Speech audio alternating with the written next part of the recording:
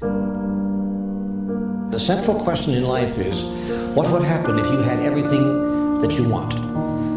What would happen if you had everything that you ever asked for? What would happen then? Then what would happen? That's the central question in life. See, we're all out there struggling to get all this stuff, but what would happen if you were given it? Then what would happen? Then who would you become?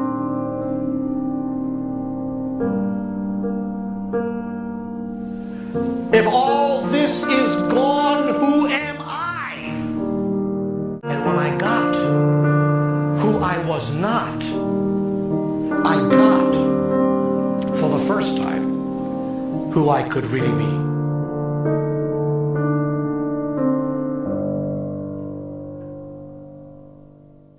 It's amazing when you meet a head of state and you say, what is your most precious natural resource? They will not say children at first, and then when you say children, they will pretty quickly agree with you. And so that isn't very hard. Everybody agrees that whatever the solutions are to the big problems, they include education, sometimes can be just education, and can never be without some element of education. So that's certainly part of it. And the third is a little bit less obvious, and that is that we all in this room learned how to walk, how to talk, not by being taught how to talk or taught how to walk, but by interacting with the world, by having certain results as a consequence of being able to ask for something or being able to stand up and reach it.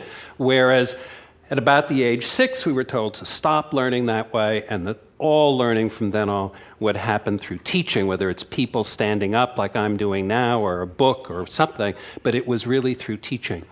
And one of the things in general that computers have provided to learning is that it now includes a kind of learning which is a little bit more like walking and talking, in the sense that a lot of it's driven by the learner himself or herself. So with those as the principles, some of you may know Seymour Papert. This is back in 1982 when we were working in Senegal, because some people think that the $100 laptop just happened a year ago or 2 years ago, or we were struck by lightning.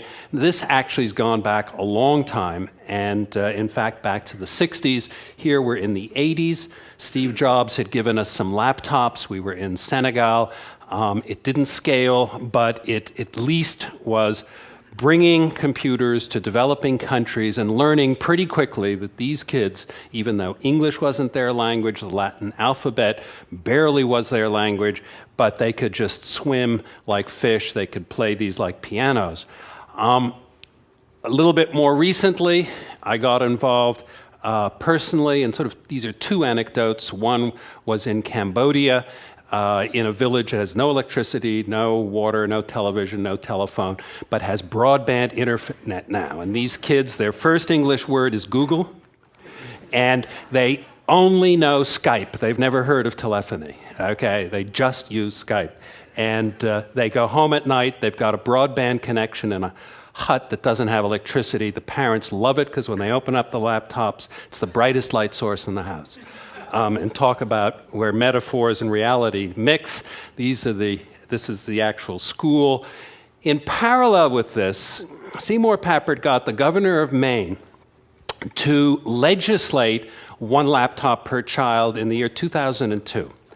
Now, at the time, I think it's fair to say that 80% of the teachers were, let me say, apprehensive. Really, they were actually against it. And they really preferred that the money would be used for higher salaries, more schools, whatever. And now, 3.5 years later, guess what? They're reporting 5 things. Drop of truancy to almost zero, attending parent-teacher meetings, which nobody did and now almost everybody does, drop in discipline problems, increase in student participation. Teachers are now saying it's kind of fun to teach, kids are engaged, they have laptops.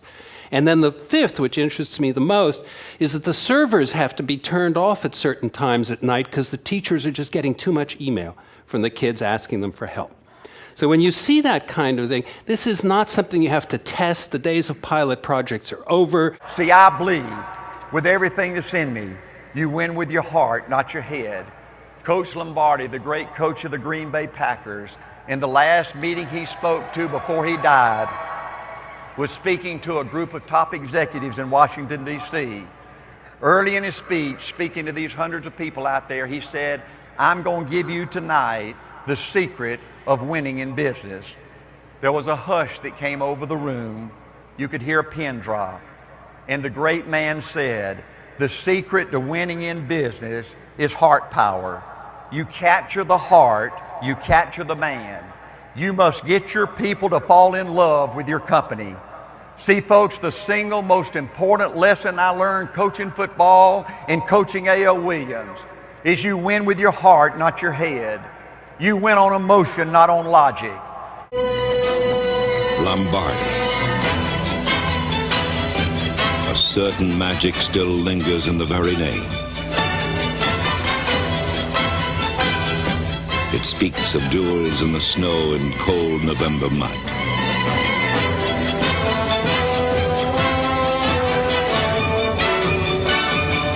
Lombardi was an autocrat. Everybody grabbing out there, nobody tackling. At a time when coaches were expected to be autocrats. I didn't come in and have a meeting with the players and say, I wonder how they're going to accept me. I said to myself, they're going to have to accept me. I'm not worried about their morale. I'm worried about Vince Lombardi's morale here.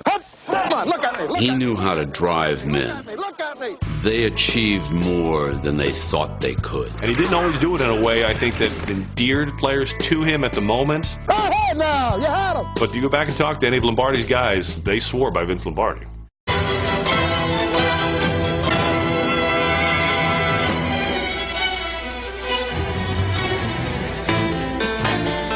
For 9 years, Lombardi coached the Green Bay Packers. He drove them to 5 NFL championships and victories in the first 2 Super Bowls.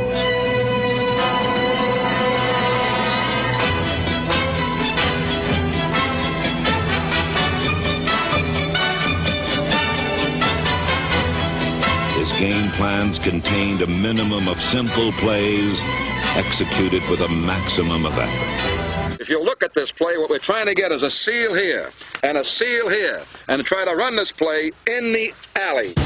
This is a famous power sweep of Green Bay. They'd tell him to play. Jerry Kramer would look up. We're running this way. They'd gain 8 yards and go back to the huddle.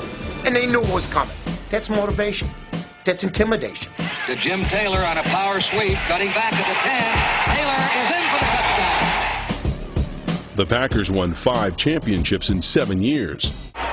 Beneath his stormy surface flowed the warm tide of compassion and kindness. I know I'm an emotional man.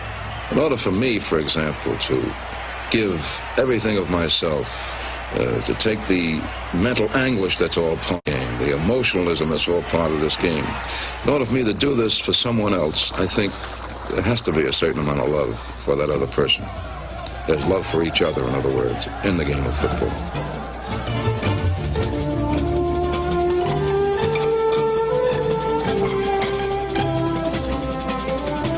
Lombardi believed in the old-fashioned virtues, which were stamped all over his teams. Hard work, second effort, loyalty, and love. His genius was that he was able to inspire so many of his players to grasp these ideals. Lombardi's influence extended not only to his own team, but during his short career as head coach, many hundreds of thousands of other young athletes warmed their own competitive spirits by the bright fire of this man who stood for everything that was solid and successful in American sports. He remains for many the very heart of pro football, pumping hard right now.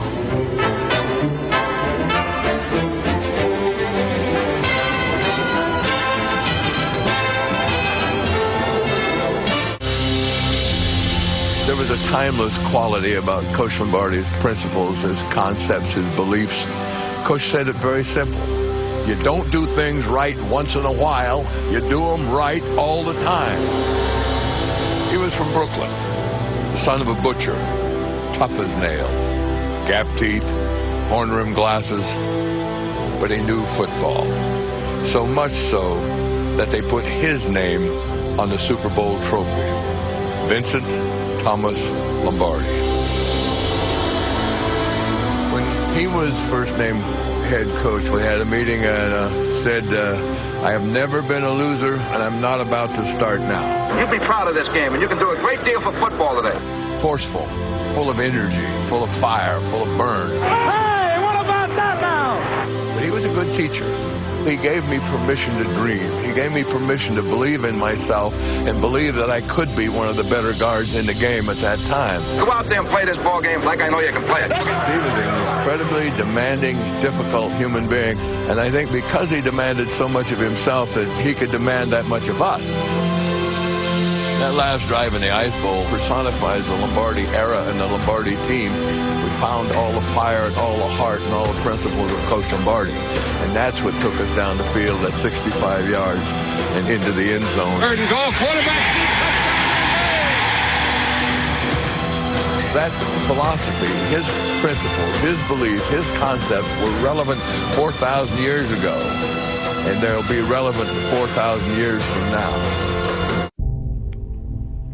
A lot of people in this world search endlessly for some complex, magical formula to understand why some people are successful and why others are not. But it really just boils down to this concept of productivity.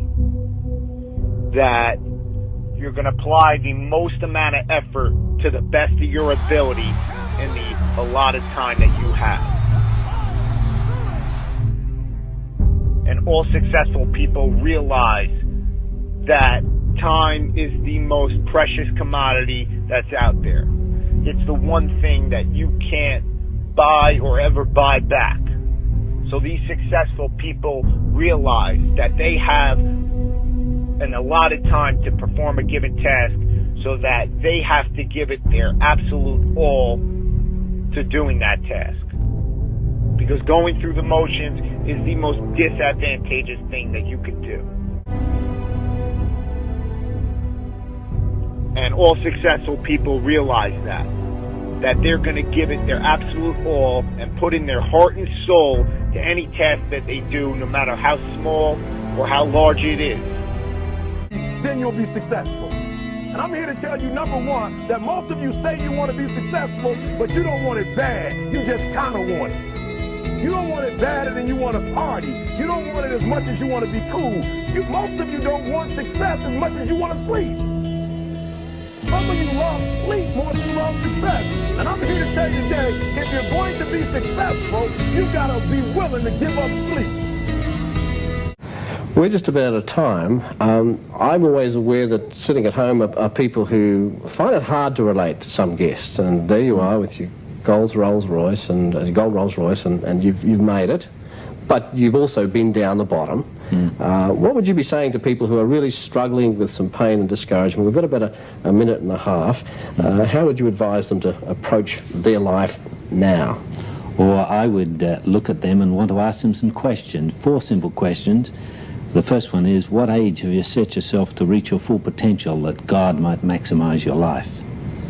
The second question is, could you tell me in 50 pages or more what your full potential is in every area of your life? Because this is a real thing. The third question is, if your full potential is 100%, what percentage rating would you give yourself right now? And the third and final one is, accepting the deficiency between the 2 scores, what plans are you going to make to take up the shortfall, and when?